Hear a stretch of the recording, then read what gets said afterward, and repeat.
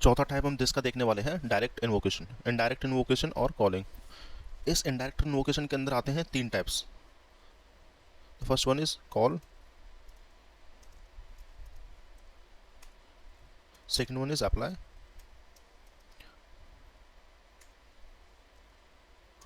And the third one is bind. ये शब्द सुन रखे हैं आपने कभी पहले? कॉल, बाइंड एंड अप्लाई सुना होगा, कभी ना कभी तो सुना होगा, है ना? इनको कंसीडर किया जाता है क्या? Indirect invocation. एक एक करके समझेंगे। पहले हम समझेंगे कॉल एंड अप्लाई को, फिर बाइंड को। पहले इन दोनों को समझते हैं। चलो लेट्स स्टार्ट। सबसे पहले आते हैं कॉल, कॉल एंड अप्लाई। होता क्या है वो समझते हैं पहले। Let's start. Let o b j equals to, एक ऑब्जेक्ट बनाया मैंने इसके अंदर ना दो प्रॉपर्टीज बनाई, जैसे ए वैल्यू कुछ भी, और एक मैं फंक्शन बना देता हूँ एफ एन, जो कि मैं क्रिएट कर रहा हूँ। और मैं लिख देता हूँ ये फंक्शन क्या कर रहा है। कंसोल मान लेते हैं ये फंक्शन ऐड कर रहा है, ए कॉमा बी कॉमा सी को प्रिंट कर रहा है। ठीक है, ये जो फंक्शन है तीन वैल्यूज़ को एक्सेप्ट कर रहा है एज आर्ग्यूमेंट, एंड मैं तीन वैल्यूज़ को प्रिंट करता हूँ। अच्छा एक काम करते हैं, दिस को ही प्रिंट करते हैं। यहाँ मैंने किया obj.fn एंड fn को कर दिया कॉल। अभी आर्गुमेंट कितने, अभी फंक्शन कितने आर्गुमेंट एक्सेप्ट कर रहा है? तीन। तो मैं यहाँ कितने भेज सकता हूँ? तीन। मैं मान लो मैंने लिख दिया 1, 2, 3। अब आउटपुट क्या होगा इन केस में? ए पे क्या आ जाएगा 1, बी पे क्या आ जाएगा 2, एंड सी पे क्या आ जाएगा 3। अब ये दिस किसको पॉइंट करेगा? दिस किसे पॉइंट करेगा? ऑफकोर्स ये बात है, दिस किसको पॉइंट करेगा? ओबीजे को। क्योंकि कैसी इन्वोकेशन है ये? एक मेथड इन्वोकेशन है। Let's see. सी ऑब्जेक्ट को पॉइंट कर रहा है एंड 1, 2, 3 आउटपुट में आ रहा है। Now comes the twist. मैंने यहाँ पे दे दिया एक लेट obj2, उसको ये जो ए वेरिएबल था ना, इसको ए को कर दिया 50। कोई दिक्कत?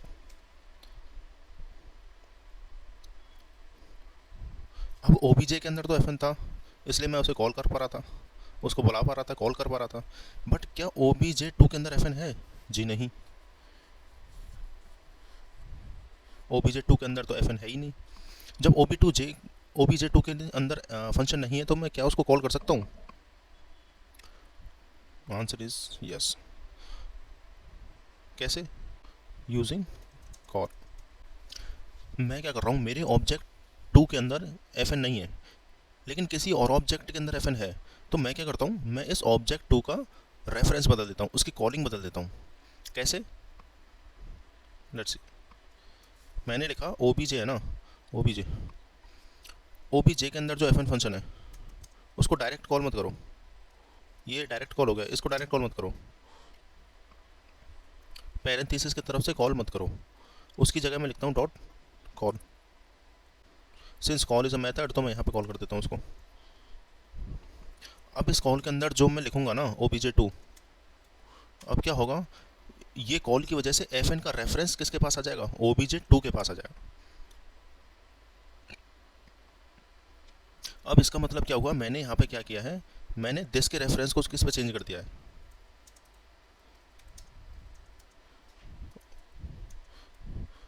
जब भी मैं कॉल का इस्तेमाल करता हूँ ना, जब भी मैं कॉल का इस्तेमाल करता हूँ, कॉल के अंदर जो भी प्रोवाइड करता हूँ, वो क्या करता है, उसका कॉन्टेक्स्ट चेंज कर देता है। Changes the context of this. इसके अंदर जो भी लिखूंगा ना, वो दिस को पॉइंट करेगा।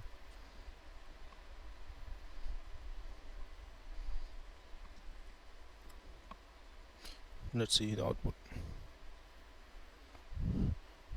सी, ये किसको पॉइंट कर रहा है? ऑब्जेक्ट 2 को। लेकिन मैंने ए बी सी की वैल्यू कुछ नहीं दी, इसीलिए वो अनडिफाइंड अनडिफाइंड अनडिफाइंड शो कर रहा है। तो इन दिस केस हमने इनडायरेक्ट कॉलिंग की है, जिससे क्या हुआ कि एफ एन जो है उसका रेफरेंस अब कुछ और हो गया। अब ये जो एफ एन चलेगा ये obj2 को रेफर करेगा, इसके रेफरेंस पे चलेगा। अच्छा, अगर मुझे आर्ग्यूमेंट्स भेजने हैं तो मैं क्या इसको 1, 2, 3 भेज सकता हूँ? सो द आंसर इज यस।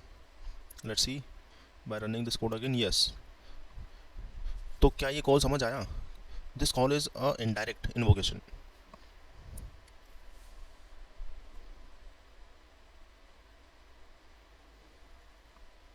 अभी देखते हैं अप्लाई कैसे यूज होता है। अभी हमने देख लिया कॉल कैसे यूज होता है, अब हम देखेंगे अप्लाई कैसे यूज होता है। अप्लाई और कॉल बेसिकली सेम होता है। ये क्या करते हैं, ये कॉन्टेक्स्ट बदल देते हैं दिस का। फर्क कहाँ आता है कि अप्लाई के केस में आर्ग्यूमेंट्स बदल देते हैं। Let's see how. अच्छा, पहले हम यहाँ इसको कॉल कर रहे थे, अब हम इसको करेंगे अप्लाई। ओबीजे के अंदर जो एफ एन है उसको अप्लाई करो। अब पहली चीज़ क्या होती है, पहली होती है हमेशा दिस का रेफरेंस। अब मुझे दिस का रेफरेंस कैसे, obj2 चाहिए। obj2 दिस का रेफरेंस दे दिया obj2। अब पहले obj2 देख के दिखाते हैं, पहले सबसे पहले आउटपुट देखते हैं।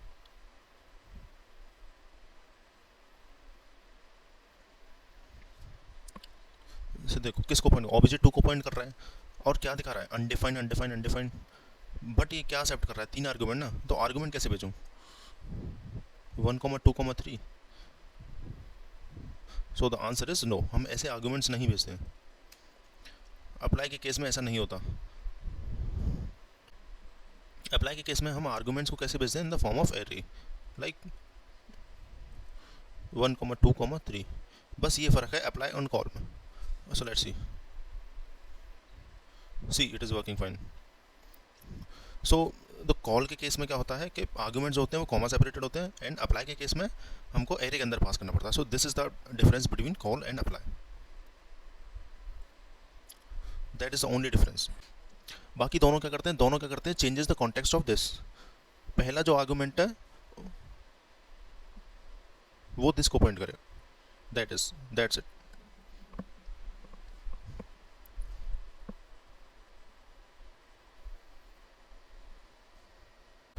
So now comes the fifth type, arrow functions. Arrow functions क्या होते हैं ये तो सबका पता होगा। जब भी मैं ऐसे कोई फंक्शन डिफाइन करता हूँ तो उसको हम एरो फंक्शन करते हैं। These are just syntactical sugar. Syntactical sugar means a way of writing the code.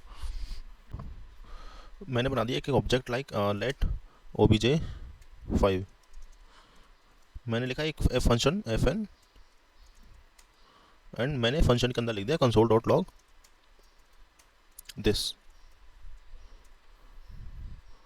और मैंने लिख दिया obj5 डॉट एफ एन और उसको कॉल कर दिया। अब इसका आउटपुट क्या आएगा बताओ, what will be the output for this code? Let's see. Point करेगा बहुत सही, क्योंकि ये मेथड इन्वोकेशन है।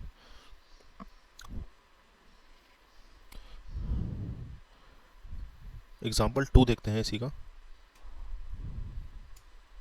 अब मैं क्या कर रहा हूँ, इस फंक्शन के अंदर जो दिस था इसको नहीं लिखता हूँ, इसको इसकी जगह मैं लिख देता हूँ लेट्स से एक और फंक्शन, फंक्शन के अंदर एक और फंक्शन,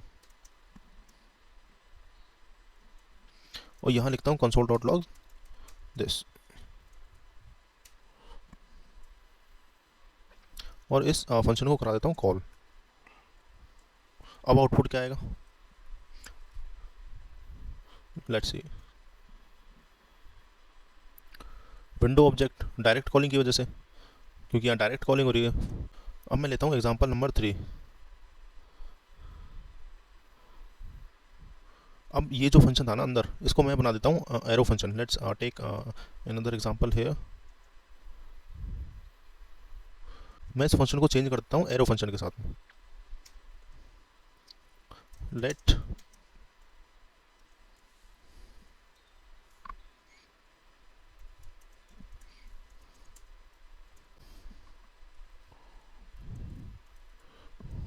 अब मैंने फंक्शन ही तो बदला है, फंक्शन बदलने से क्या होगा, विंडो ऑब्जेक्ट ही तो आएगा ना, क्योंकि हमने यहाँ भी तो देखा था।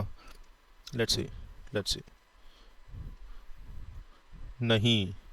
सो the answer is no. Statement arrow function के केस में क्या होता है, this refers to the lexical environment, मतलब पेरेंट का लेक्सिकल एनवायरनमेंट पर रेफर करता है, एनवायरनमेंट और लेक्सिकल पेरेंट। मतलब जब मैं एरो फंक्शन देखूंगा तो ये जो दिस है ना, ये किस पे डिपेंड करेगा, ये डिपेंड करेगा इसके पेरेंट पे, इसके पेरेंट के दिस पे। इसका पेरेंट कौन है, ये वाला फंक्शन, इसका पेरेंट ये फंक्शन ही तो है जिसको मैंने पॉइंट किया हुआ है, सैम का सॉरी पैम का पेरेंट। तो जो कंसोल डॉट लॉग दिस इस फंक्शन का होगा, वही कंसोल डॉट लॉग इस एरो फंक्शन का होगा। ये दोनों बराबर होने चाहिए। एक मैं कंसोल करा के दिखा देता हूँ, सी क्या ये दोनों बराबर हैं, yes both are same.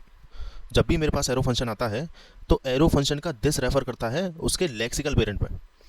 This is my function, और ये कौन सा फंक्शन है, ये एक एरो फंक्शन है।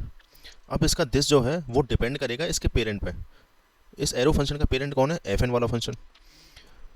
एफ एन वाले फंक्शन का दिस होगा वही इस एरो फंक्शन का दिस होगा। दैट मीन्स ये दिस इस ऑब्जेक्ट 5 को पॉइंट करेगा। That's it. नॉर्मल फंक्शन होता तो नॉर्मल फंक्शन में विंडो आता, जैसे हमने यहाँ देखा था अभी। चलो एक और एग्जांपल देखते हैं। अब मान लो मैं इसको भी एरो फंक्शन कर देता हूँ।